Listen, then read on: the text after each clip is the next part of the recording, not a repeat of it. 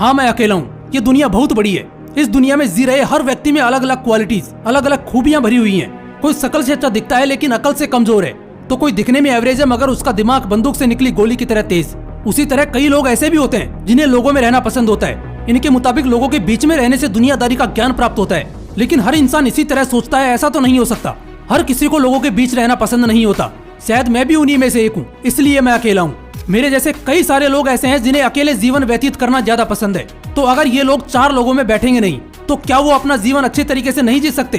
क्या उन्हें दुनियादारी का कोई ज्ञान प्राप्त नहीं होगा?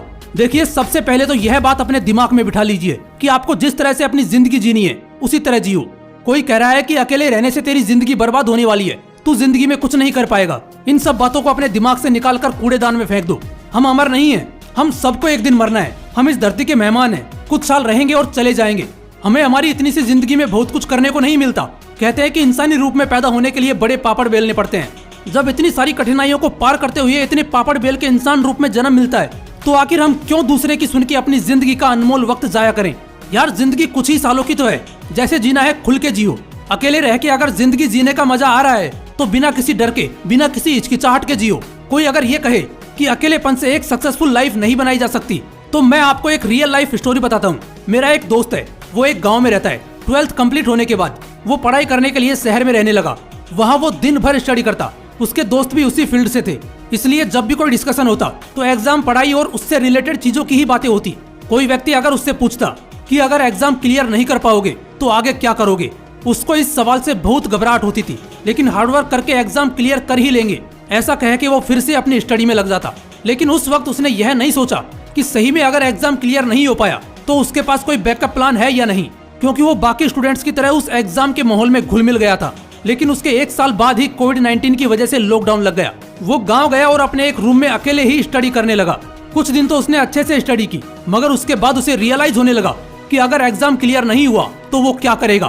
पेंडेमिक की वजह से घर के आर्थिक हालात भी बिगड़ते जा रहे थे।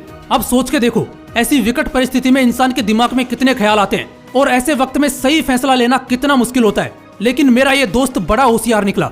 उसे समझ आ गया था कि उसकी हालत उस इंसान की तरह है जो एक नदी में गिर चुका है और उसे तैरना नहीं आता। लेकिन अगर जिंदा रहना है तो जितनी देर हो सके उतनी देर हाथ पांव तो मारते रहना ही पड़ेगा। फैमिली को इन दुख की घड़ियों से बाहर निकालना है और खुद का बैकअप प्लान रेडी करना है तो कुछ ना कुछ तो करना ही पड़ेगा। क्योंकि पेंडेमिक का टाइम था तो घर से बाहर निकल के कुछ करना तो इम्पॉसिबल था।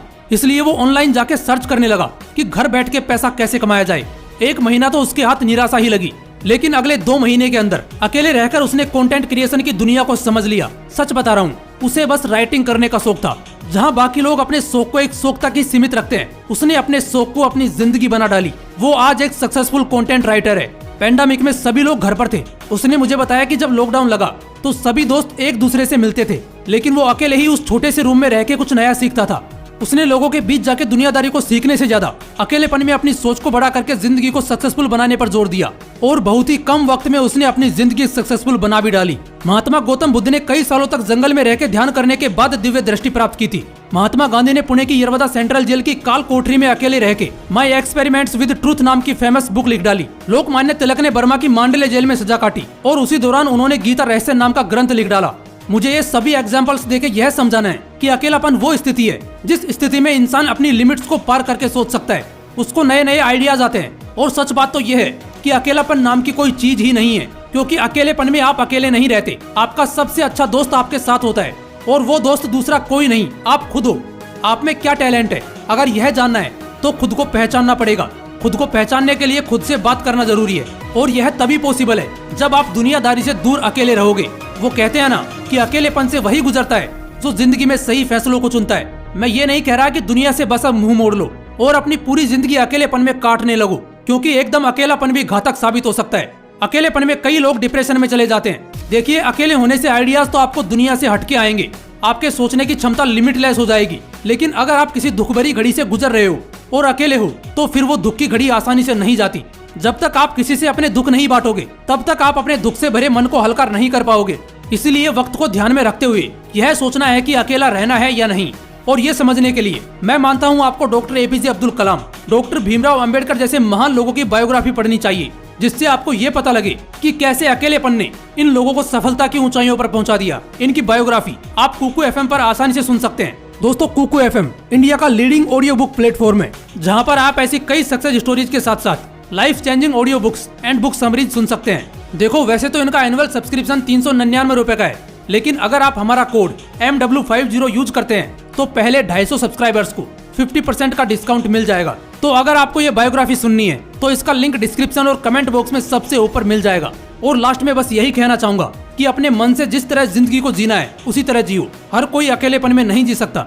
अकेलेपन में रहना भी अपने आप में एक कला है और इस कला को सीखना हर किसी के बस की बात नहीं है। अगर आप अकेले हो तो आपको टेंशन नहीं लेनी।